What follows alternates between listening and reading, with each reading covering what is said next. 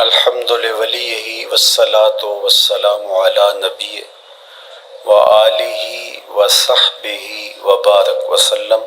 قال اللہ تعالی وتبارک فی القرآن المجید والفرقان الحمید فی شان حبیبہ مخبرا وآمرا ان اللہ وملائکتہ یصلون علی النبی یا ایہا الذین آمنوا صلوا علیہ وسلموا تسلیما۔ اللہم صلی علی سیدنا و مولانا محمد معدن الجود والکرم صلاۃ و سلاما علیک یا سیدی یا رسول اللہ وعلی آلک و اصحابک یا حبیب اللہ۔ حمد و تعریف و توصیف اللہ جل مجدہ الکریم کی ذات بابرکات کے لیے، رسول رحمت، شفیع معظم، نبی محتشم، حضور ختمی المرتبت صلی اللہ علیہ وآلہ وسلم کے حضور ناز میں اپنی عقیدتوں، ارادتوں اور محبتوں کا خراج پیش کرنے کے بعد واجب الاحترام، ذوی الاحتشام، عالی مرتبت، محترم سامعین، حاضرین، السلام علیکم ورحمۃ اللہ وبرکاتہ۔ شعبان المعظم کے مبارک دن بڑی تیزی کے ساتھ گزر رہے ہیں، اور یہ وہ مبارک مہینہ ہے جس میں انوار اترتے ہیں۔ ام المومنین سیدہ عائشہ رضی اللہ تعالی عنہا فرماتی ہیں کہ حضور علیہ السلام کو رمضان المبارک کے بعد سب سے زیادہ روزے شعبان المعظم میں رکھتے ہوئے دیکھا ہے۔ ماہ شعبان میں رمضان المبارک کا شدت سے انتظار کرنا، اس کی ہمیں ترغیب دی گئی ہے، بلکہ رجب کا چاند طلوع ہوتے ہی یہ دعا مانگا کرتے تھے میرے اور آپ کے آقا و مولا کہ اللہ ہمیں شعبان تک اور پھر رمضان المبارک تک پہنچا دے۔ اس مہینے کا آنے والے موسم نور کا استقبال کرنا، اس کے شوق میں بے تابیوں کا اظہار کرنا، یہ اللہ جل شانہ کے ساتھ محبت کی علامت ہے۔ شعبان المعظم کے دن گن گن کے گزارے جائیں کہ اتنے دن رہ گئے ہیں رمضان المبارک میں، اب اتنے دن رہ گئے ہیں رمضان المبارک میں۔ انسانی ذہن میں یہ سوال پیدا ہو سکتا ہے کہ متعینہ وقت پر تو اس مہینے نے آنا ہی ہے، اور اگر زندگی موجود رہی تو اس کو پا ہی لیں گے، تو اس شدت سے انتظار کرنے کا کیا مطلب؟ تو اس کا جواب یہ ہے، بیرون ملک سے کسی کے بزرگ نے، والد نے یا کسی کے بیٹے نے آنا ہو تو وہ 2 ماہ قبل ہی آنکھیں فرش راہ کیے ہوتے ہیں اور گن گن کے دن گزار رہے ہوتے ہیں، اور جو ہی لمحے قریب آتے ہیں تو پھر گھڑیاں اور ساعتیں بھی گنی جاتی ہیں۔ بار بار گھڑی دیکھتے ہیں، ابھی تک پہنچے نہیں، جبکہ یہ طے ہے کہ 5:02 پہ فلائٹ اترے گی۔ تو بار بار گھڑی دیکھنے کا مطلب لاہور سے 2 گھنٹے یہاں گجرانوالہ میں پہنچتے ہوئے لگیں گے، لیکن ہر 10 منٹ کے بعد کہ ذرا پتہ کرو کہاں تک پہنچے ہیں۔ کیا مطلب اس کا؟ مطلب اس کا یہ ہے کہ جب سینے میں کسی کا انتظار رکھا ہوا ہو تو پھر بے تابیاں، بے چینیاں، اضطراب موجود ہوتا ہے۔ ہم دنیا کے لوگوں کے ساتھ جو ربط و رشتہ رکھتے ہیں اس کے مطابق ان کا انتظار ہوتا ہے۔ کچھ آنے والے ایسے بھی ہوتے ہیں جنہوں نے ہمیں بتایا ہوتا ہے کہ فلاں دن ہم پہنچیں گے، اور وہ دروازے پہ دستک دے رہے ہوتے ہیں اور ہم سو کے اٹھ رہے ہوتے ہیں، اور اچانک جب پتہ چلتا ہے کہ فلاں باہر دروازے پہ دستک دے رہے ہیں تو ہم استقبال تو کر رہے ہوتے ہیں، لیکن ہمارے ذہن میں یہ بھی ہوتا ہے وہ میں بھول گیا، تو اب تو یہ کام بھی میرے ذمہ ہے، تو مجھے یاد آ گیا ہوتا۔ تو جن لوگوں کے لیے دل میں محبتوں کی جگہ ہو تو ان کے لیے پھر سارے کام مؤخر کر کے ان کے استقبال کیے جاتے ہیں۔ یہ مہینہ اللہ کی رحمتوں کا موسم بہار ہے، چھم چھم رحمتیں برستی ہیں، انوار اترتے ہیں، گناہگاروں کو آتش دوزخ سے نجات بخش دی جاتی ہے۔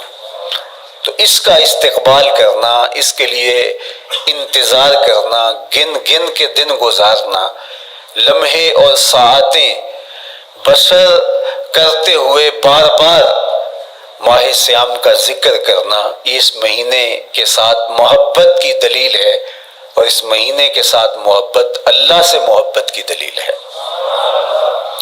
اس لیے اس مہینے کا استقبال کرنا، اس کے لیے تیاری کرنا، اپنے گھر کو صاف کرنا، اس کے لیے اپنی اولاد کے دل میں شوق پیدا کرنا اور ماحول پہلے پیدا کرنے کی کوشش کرنا، تاکہ جو ہی یہ ماہ جلوہ گر ہو تو روزہ رکھنے کا مزاج پیدا ہو چکا ہو، تلاوت کلام مجید کا مزاج پیدا ہو چکا ہو، دیگر نوافل اور اچھے اعمال بجا لانے کی عادت پڑ چکی ہو۔ تو شعبان میں ہی اس کی تیاری ہوتی ہے، تاکہ رمضان المبارک آتے ہی ہم پوری طرح سے مستعد اور فعال ہو کر کے اس مہینے کی برکتوں کو سمیٹ لیں۔ اللہ کے محبوب علیہ السلام نے ارشاد فرمایا کہ جب ماہ سیام آتا ہے فتحت ابواب الجنہ، تو جنت کے 8 دروازے کھول دیے جاتے ہیں۔ جنت تو اللہ جل شانہ کی کرم نوازیوں کا ایک ایسا خوبصورت منظر ہے کہ آج تک نہ کسی آنکھ نے اس کو دیکھا، نہ کسی کان نے سنا، اور نہ اس کا کوئی تصور کر سکتا ہے، ایسی خوبصورت بنائی ہے۔ وہاں کی ہوائیں جب چلتی ہیں تو گرد نہیں اڑتا، کستوری اڑتی ہے۔ وہاں دودھ کی، شہد کی، مائع معین، کوثر، سلسبیل کی نہریں بہتی ہیں، موتی زمرد کے محلات بنے ہوئے ہیں۔ وہ خوبصورت محل اور وہ خوبصورت جنت کا ماحول، لیکن اس کے باوجود اس خوبصورت جنت کو، مرصع جنت کو، نظیف ترین بقعۂ رحمت کو 11 ماہ تک رنگ و روغن کیا جاتا ہے رمضان المبارک کے استقبال کے لیے، اور جب یہ مہینہ آتا ہے تو اس کے دروازے کھول دیے جاتے ہیں، اور جنت کے 8 دروازوں میں سے ایک دروازے کا نام باب الریان رکھا گیا ہے، جو صرف روزہ داروں کے اعزاز و تکریم کے لیے ہے۔ روزہ دار اس دروازے سے گزر کے جنت جاتے ہیں۔ تو آپ اندازہ کیجئے کہ اللہ نے اس ماہ مبارک کو کیا عزت دی ہے، کیا پروٹوکول دیا ہے، کیا تکریم بخشی ہے، کہ نبیوں کا امام، امام المرسلین، خاتم الانبیاء، محبوب خدا اس مہینے کے لیے منتظر رہتے کہ یہ مہینہ آنے والا ہے، یہ مہینہ آنے والا ہے۔ حضرت سیدنا سلمان فارسی رضی اللہ تعالی عنہ فرماتے ہیں کہ شعبان کی آخری تاریخ کو حضور نے ایک خطبہ ارشاد کیا۔ بعض علماء نے کہا کہ یہ شعبان کا آخری جمعہ تھا، یا ہو سکتا ہے کہ آخری جمعہ 29 شعبان کو ہی ہو۔ تو رمضان المبارک سے قبل حضور نے یہ خطبہ ارشاد کیا، جو مختلف کتب احادیث میں موجود ہے۔ یا ایھا الناس، اے لوگو، قد اظلکم شہر عظیم، اللہ نے تمہارے اوپر ایک بہت پاکیزہ، پر نور، عالی مرتبت مہینہ سایہ فگن کر دیا ہے۔ شہر فیہ لیلۃ خیر من الف شہر، اس مہینے میں ایک ایسی رات ہے جو 1000 مہینے سے بہتر ہے۔ جعل اللہ صیامہ فریدہ وقیام لیلۃ تطوع، اس مہینے کے دن کے روزے فرض قرار دیے گئے اور راتوں کا قیام نفل بنایا گیا۔ تراویح کی صورت کے اندر راتوں کے قیام کا ماحول پیدا ہوتا ہے، صلاۃ اللیل پڑھی جاتی ہے، نوافل پڑھے جاتے ہیں کثرت کے ساتھ۔ یہ اس مہینے کی شانیں ہیں، یہ اس مہینے کی رونقیں ہیں۔ اس مہینے میں اللہ تعالیٰ نے خاص کرم نوازیاں عطا کی ہیں اہل ایمان کو۔ وَمَن تَقَرَّبَ فِيهِ بِخَصْلَةٍ مِّنَ الْخَيْرِ كَانَ كَمَنْ أَدَّى فَرِيضَةً فِيمَا سَوَاهُ۔ ایک نفل کا ثواب ایک فرض کے برابر اس مہینے میں کر دیا جاتا ہے۔ وَمَنْ أَدَّى فَرِيضَةً كَانَ كَمَنْ أَدَّى 70 فَرِيضَةً فِيمَا سَوَاهُ۔ اور اگر کوئی ایک فرض ادا کرتا ہے تو اس کو 70 فرائض کا ثواب ملتا ہے۔ اس قدر نیکیوں کا اجر بڑھا دیا جاتا ہے، ان کی قیمت بڑھا دی جاتی ہے اس مہینے میں۔ اور پھر ارشاد فرمایا وَهُوَ شَهْرُ الصَّبْرِ، یہ صبر کا مہینہ ہے۔ ہونے کے باوجود بھی انسان تناول نہیں کرتا۔ ٹھنڈا میٹھا مشروب میسر ہے اور زبان کانٹا بن گئی، حلق خشک ہو گیا، لیکن اس کے باوجود بھی ایک گھونٹ حلق سے نیچے اتارنے کا روادار نہیں ہوتا۔ وضو کرتے بھی احتیاط کرتا ہے کوئی قطرہ آب حلق سے نیچے نہ ٹپک جائے۔ تو یہ صبر سکھاتا ہے۔ جب ہو بھی تو انسان اس سے گریز کرے، تو جب ہوگا نہیں تو پھر انسان صبر کا عادی بن جاتا ہے، تو یہ صبر کی عادت ڈالتا ہے۔ یہ شہر الصبر ہے۔ پھر فرمایا وَالصَّبْرُ ثَوَابُهُ الْجَنَّةُ، اور سنو صبر کا ثواب جنت ہے۔ جو شخص صابر ہوتا ہے اس کا صلہ جنت کی صورت میں عطا کیا جائے گا۔ وَالشَّهْرُ الْمَوَاسَاتِ، اور یہ ہمدردی کا مہینہ ہے، باہمی پیار کا مہینہ ہے، الفتیں بانٹنے کا مہینہ ہے، نرم دلی کا مہینہ ہے، ایک دوسرے کے احساس کا مہینہ ہے۔ جب کوئی شخص بھوک اور پیاس کاٹتا ہے تو اس کو پھر محسوس ہوتا ہے، بالخصوص امراء، کہ بھوک کیا بلا ہوتی ہے، اور جو نان شبینہ کو ترستے ہیں اور جنہیں کھانا میسر نہیں آتا ان کی زندگیاں کتنی تلخ ہوتی ہیں۔ تو بھوک اور پیاس احساس پیدا کرتی ہے ان لوگوں کا کہ جو اللہ کی دی ہوئی نعمتوں سے محروم ہیں۔ تو اس لیے یہ ایک قسم کا رحم دلی کا مہینہ ہے، پیار بانٹنے کا مہینہ ہے، یہ الفتیں تقسیم کرنے کا مہینہ ہے۔ وَشَهْرٌ يُزَادُ فِيهِ رِزْقُ الْمُؤْمِنِ، اور یہ ایسا مبارک مہینہ ہے جس میں مومن کا رزق بڑھا دیا جاتا ہے۔ روزہ کھانا بچانے کے لیے یہ اخراجات کم کرنے کے لیے نہیں ہے، بلکہ اس میں آپ کا رزق اور بڑھ جاتا ہے۔ ایسی ایسی نعمتیں کھانے کو ان لوگوں کو بھی نصیب ہو جاتی ہیں عام دنوں میں جو ان کا مقصوم نہیں ہوتی۔ دسترخوان لگتے ہیں، افطاریاں ہوتی ہیں، سحری کے لمحات ہوتے ہیں، کوئی کسی کو ویسے کھانا کھلائے تو اس دسترخوان پہ کھانے کے لیے آنا اس کا اور رنگ ہوتا ہے، لیکن افطار کا دسترخوان جب بچھتا ہے اور لوگ جب اس کے اوپر آتے ہیں، امیر بھی آتے ہیں غریب بھی آتے ہیں، تو اللہ کی دی ہوئی نعمتیں جو دسترخوان پہ پڑی ہوتی ہیں ان کو اٹھاتے ہیں، کام و دہن کی تسکین کا سامان کرتے ہیں، عزت نفس بھی مجروح نہیں ہوتی اور طرح طرح کی نعمتیں کھانا بھی دستیاب ہو جاتی ہیں۔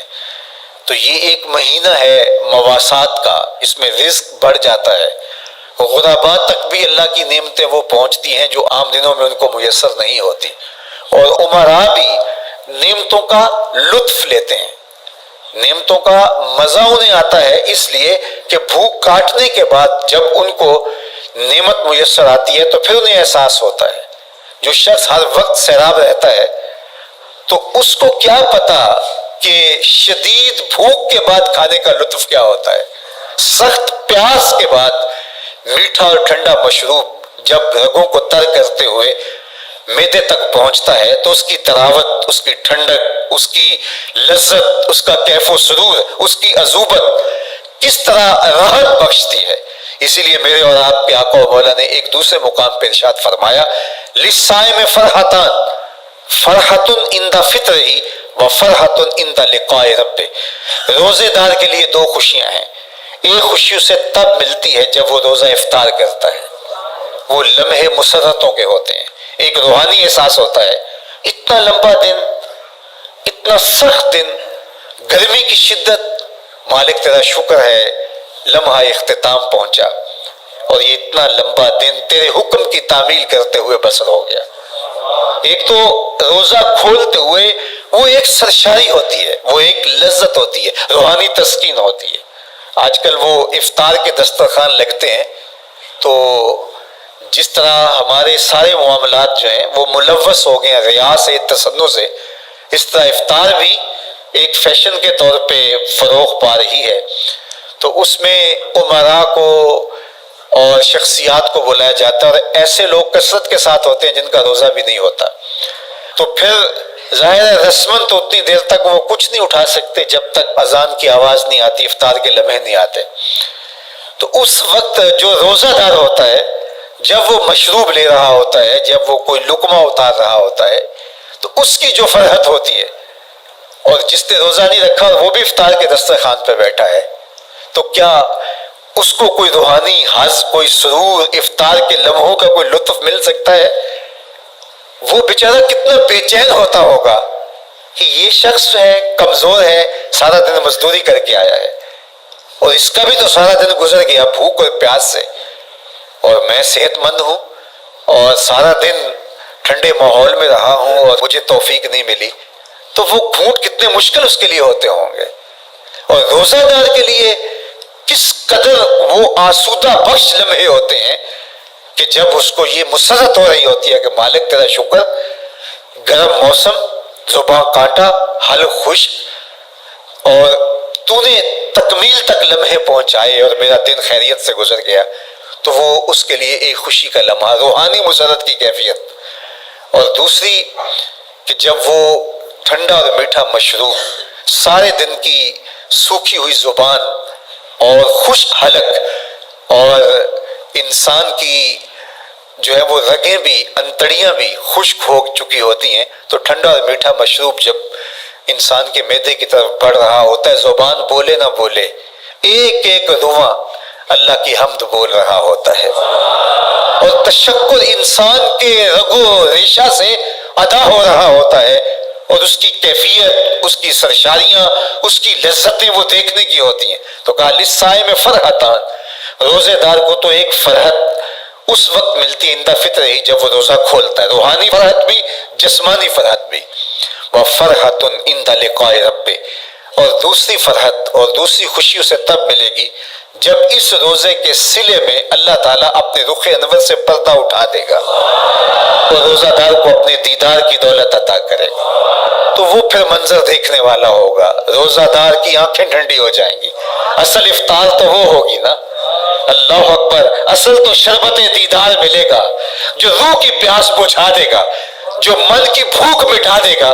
تو کہا للصائم فرحتان، فرحۃ عند فطرہ وفرحۃ عند لقاء رب، روزہ دار کے لیے دو خوشیاں ہیں، ایک خوشی وہ ہے جب اس کے جسم کی پیاس بجھتی ہے، اور ایک خوشی تب ملے گی جب روح کی بھوک مٹے گی، جب من کی پیاس بجھے گی، اور پھر وہ سرشاریوں کے عالم میں دیکھتا ہی چلا جائے گا، اور وہ سیراب ہی نہیں ہو پائے گا کہ میں ان دو آنکھوں سے دیکھ رہا ہوں، کاش کہ لو لو دے مڈ لک لک چشمہ، ایک کھولا تھے ایک کچا ہوں، وہ اس آرزو میں ہوگا کہ میرا رواں رواں آنکھ بن جائے اور میں اس دیدار سے فیضیاب ہوتا چلا جاؤں۔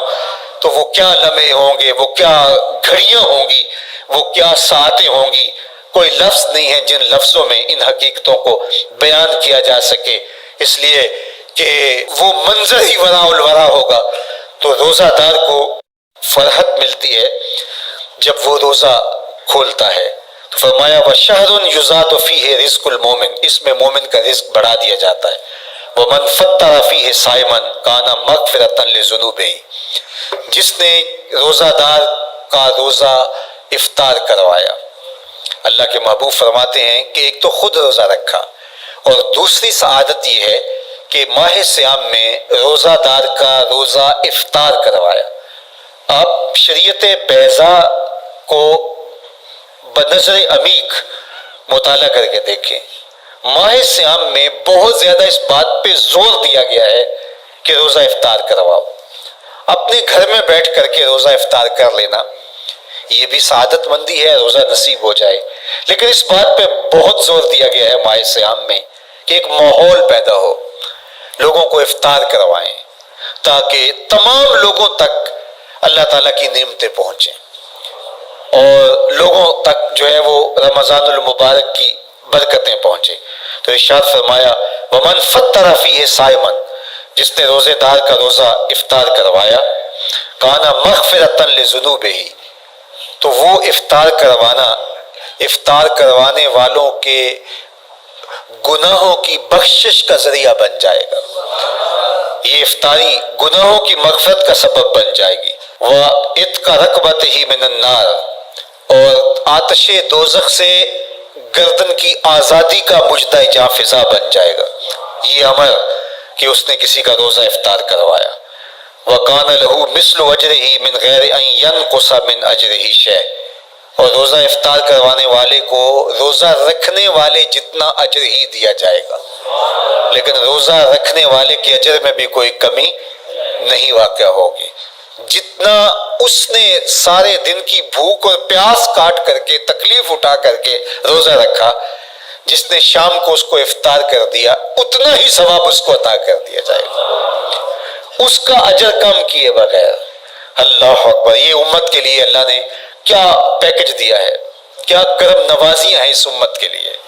آقا کریم نے ارشاد فرمایا ایک شخص صبح سے لے کے ظہر تک مزدوری کرتا ہے، اس کو ایک قیراط دیا جاتا ہے، اور ایک شخص ظہر سے لے کر عصر تک مزدوری کرتا ہے، اس کو بھی ایک قیراط دیا جاتا ہے، اور ایک عصر سے لے کر مغرب تک مزدوری کرتا ہے، اس کو 2 قیراط دیے جاتے ہیں۔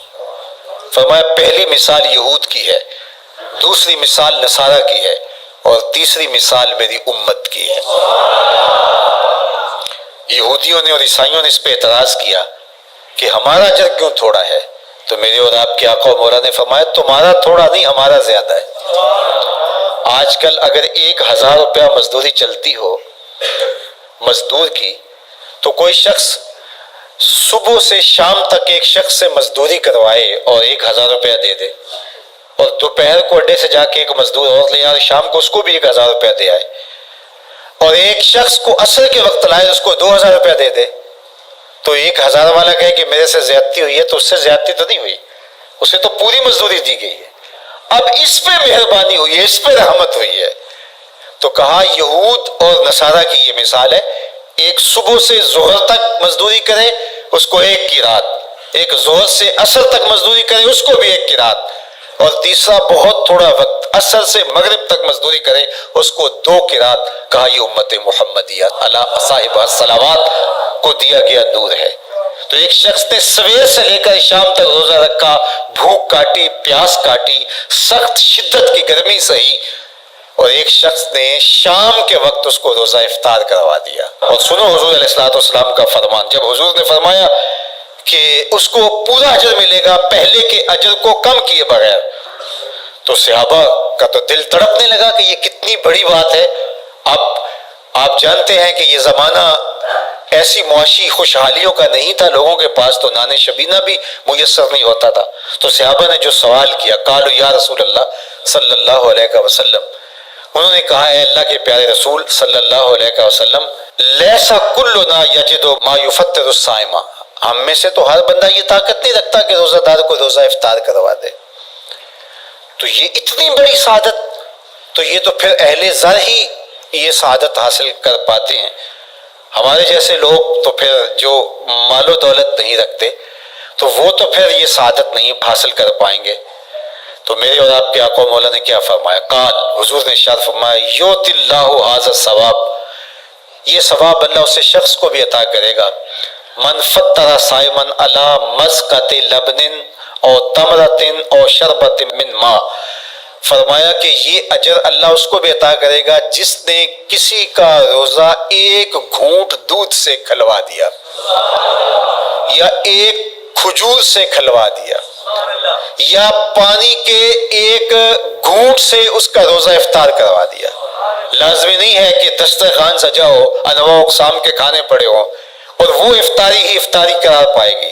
جس نے کسی کو وہاں باہر ٹوٹیوں سے پانی کا گلاس بھر کے، کٹورا بھر کے سادہ پانی بھی پیش کر دیا تو اس کو بھی ثواب مل جائے گا۔ کتنا ثواب ملے گا؟ پورا روزہ رکھنے کا ثواب اس کو ملے گا۔ کتنی رحمتوں کی لوٹ سیل لگی ہے۔ کوئی ایسے بھی بانٹتا ہے، کوئی ایسے بھی کرم نوازیاں ہوتی ہیں، لیکن میرے رب کے خزانے کتنے کھلے ہیں۔ میں نے مدینہ المنورہ میں ایک شخص کو دیکھا کہ وہ روزے کے وقت وہاں سے ہی گلاس لیتا اور زمزم سے بھرتا اور روزہ داروں کے آگے رکھتا چلا جاتا، اور روزانہ اس کا یہ عمل ہوتا۔ نماز عصر کے بعد شروع ہوتا، جتنی اس کی پہنچ ہوتی ہر ایک کے آگے رکھتا چلا جاتا۔ پانی بھی وہاں سے لیا، گلاس بھی وہاں سے لیا۔ اللہ اکبر! فرمایا دودھ کا ایک گھونٹ یا پانی کا ایک گلاس یا ایک کھجور اس نے کسی کو پیش کی اور اس نے اس سے روزہ کھولا، اللہ کے محبوب فرماتے ہیں پہلے کے اجر میں بغیر کسی کمی کے اس کو پورا پورا ثواب روزے کا نصیب ہوگا۔ اللہ اکبر! اب سنو، پھر حضور نے ارشاد فرمایا ومن اشبع صائمن، اور جس نے صحیح اہتمام کے ساتھ روزے دار کو اچھا کھانا کھلایا، اچھی پرتکلف افطاری دی، سقاہ اللہ من الحوض شربتا لا یظمأ حتی یدخل الجنہ، اس کو حوض کوثر سے ایسا جام ملے گا کہ اس کو کبھی پیاس نہیں ملے گی یہاں تک کہ جنت میں چلا جائے گا۔ اللہ اکبر! اس کو کوثر کے جام نصیب ہوں گے حشر کی گرمی میں۔ اور آپ کو معلوم ہے، علماء سے آپ نے بارہا سنا ہوگا کہ جام کوثر جس نے ایک بار پی لیا پھر 50,000 سال کے دن میں اس کو دوبارہ پیاس نہیں لگے گی۔ یہ جام کوثر کی خصوصیت ہے۔ فرمایا وَهُوَ شَهْرٌ أَوَّلُهُ رَحْمَةٌ، یہ وہ مہینہ ہے جس کے پہلے 10 دن رحمت ہیں اور اس کا درمیانی عشرہ مغفرت ہے، وَآخِرُهُ عِتْقٌ مِّنَ النَّارِ، اور اس کا آخری عشرہ جو ہے وہ آتش دوزخ سے نجات کا ضامن ہے۔ فَاسْتَكْثِرُوا فِيهِ مِنْ أَرْبَعِ خِصَالٍ، کہا کہ 4 کام اس مہینے میں کثرت کے ساتھ کرو۔ خصلتان ترضون بہما ربکم، 2 کام تو وہ ہے جس سے تم اپنے رب کو راضی کرو گے۔ وخصلتان لا غنا بکم عنہما، اور 2 کام ایسے ہیں کہ ان سے بے نیاز نہیں ہو سکتے تو وہ تمہیں کرنے پڑیں گے۔ اما الخصلتان اللتان ترضون بہما ربکم، وہ 2 خصلتیں، 2 کام جن کے ذریعے سے تم اپنے رب کو راضی کر سکو۔ فشہادت اللہ الہ الا اللہ، وہ گواہی دینا ہے لا الہ الا اللہ، وتستغفرونہ، اور تم کثرت سے استغفار کرو، اللہ سے بخشش مانگو۔ یہ 2 کام تم نے کرنے ہیں۔ وَأَمَّا الْخَصْلَتَانِ اللَّتَانِ لَا غِنَىٰ بِكُمْ عَنْهُمَا، اور وہ چیزیں جن کے بغیر تمہیں چارہ نہیں ہے۔ فَتَسْأَلُونَ الْجَنَّةَ وَتَعُوذُونَ مِنَ النَّارِ، اللہ سے جنت طلب کرو اور دوزخ سے پناہ مانگو۔ تو یہ 2 کام جو تمہاری ضرورت ہے تم اس مہینے میں کثرت کے ساتھ کرو۔ تو یہ مہینہ رحمتوں کی لوٹ سیل کا مہینہ ہے، یہ کرم نوازیوں کے امڑتے ہوئے دھارے ہیں، یہ سیل رحمت ہے جو کہ من کی سیرابی کا سبب اور ذریعہ ہے۔ خوش نصیب ہیں جو ماہ صیام کو خوبصورتی کے ساتھ بسر کرتے ہیں، اس کے آنے سے پہلے استقبال کرتے ہیں، گھروں میں صفائی کریں، اہتمام کریں، مساجد میں اہتمام کریں، تاکہ بچوں میں یہ شوق پیدا ہو کہ ماہ صیام آ رہا ہے۔ جب ہم بچے تھے تو ہمارے والدین رمضان المبارک سے قبل ہی رمضان المبارک کی تیاریاں شروع کر دیا کرتے تھے۔ اس وقت گھر میں شربت تیار ہوا کرتے تھے گڑ کے، اور وہ پہلے ہی مائیں گھر میں تیاری کرنا شروع کر دیا کرتی تھی۔ ایک شوق پیدا کرنا مقصود ہوتا ہے۔ تو کچھ چیزیں ایسی ہیں کہ آرڈر لکھیں اور 1 سیکنڈ میں گھر پہنچ جائے، لیکن کچھ چیزیں یہ جو ہے وہ تیار کرنی چاہیے، شوق پیدا ہو۔ گھروں کے اندر ماؤں کو چاہیے کہ افطاری کو اہتمام کے ساتھ تیار کریں تاکہ بچوں کو شوق پیدا ہو اور یہ ایک ماحول پیدا ہو، قرآن مجید کی تلاوت کا ماحول پیدا ہو، جاگنے سونے کے جو ہے وہ شیڈول مرتب کیے جائیں، مساجد کی آبادی کا سامان کیا جائے۔ پچھلے سال تو بڑا اداس رمضان گزرا، اس لیے کہ کرونا کے حوالے سے جس طرح ملکی حالات تھے وہ آپ کے سامنے تھے. اس مرتبہ الحمدللہ اس طرح کے حالات نہیں ہوں گے. کچھ SOPs کو آپ کو فالو کرنا ہوگا، لیکن مسجدوں کی انشاءاللہ رونقیں بحال رہیں گی. اور صلاۃ التراویح اور سحر و افطار کے لمحے، نوافل، تسبیحات، اذکار، نمازوں میں 5 گانہ حاضریاں، یہ کیسا خوبصورت ماحول ہوتا ہے. رحمتیں برس رہی ہوتی ہیں، انوار اتر رہے ہوتے ہیں، اور وہ کیا خوبصورت لمحے ہوتے ہیں اور کیا گھڑیاں ہوتی ہیں. انشاءاللہ امسال مرکز مصطفیٰ کے اندر صلاۃ التراویح کے لیے خاص طور پہ ہم اہتمام کر رہے ہیں. میری آرزو تھی کہ جب مرکز کی تکمیل ہو تو پھر رمضان المبارک کا اہتمام کے ساتھ جو ہے وہ ہم انتظام و انصرام کیا کریں گے. چونکہ اس سے قبل بہت سارے تعمیراتی کاموں کی وجہ سے ہم الجھے رہتے تھے، لیکن اللہ کے فضل سے اب مرحلہ اول کی تکمیل ہو گئی اور مرحلہ ثانی کی طرف ہم بڑھنے والے ہیں. تو اس رمضان المبارک کے اندر ہمارے لیے بیٹھنے کی جگہ، خواتین کے لیے انتظام، افطار کے لیے، سحر کے لیے، دوستوں کے لیے انشاءاللہ خوبصورت اہتمام ہوگا. بہت اچھے قاری قرآن جو ہے وہ صلاۃ التراویح پڑھائیں گے. تو وہ میٹھے اور دل آویز لہجے اور مرکز کا ماحول انشاءاللہ ذکر و فکر کے حلقے بھی ہوں گے، دروس قرآن کے حلقے بھی ہوں گے. تو ایک ماحول انشاءاللہ پیدا ہو، اور انشاءاللہ میں بھی آپ کے ساتھ ماہ صیام میں موجود رہوں گا. افطار کے لمحوں میں بھی، سحر کے لمحوں میں بھی، تراویح میں بھی، نمازوں میں بھی انشاءاللہ. اور پھر جب ہم ہوں گے تو ماہ صیام ہوگا، رحمت کی گھڑیاں ہوں گی، اترتے ہوئے انوار ہوں گے، محبتوں کا ہجوم ہوگا، افطار کے میلے ہوں گے، سحری کے خوشگوار لمحے ہوں گے، قرآن کی دل نواز صدائیں ہوں گی، اور مرکز مصطفیٰ کا نورانی پرکیف سرمدی ماحول ہوگا، اور ہم اپنے رب سے اس کی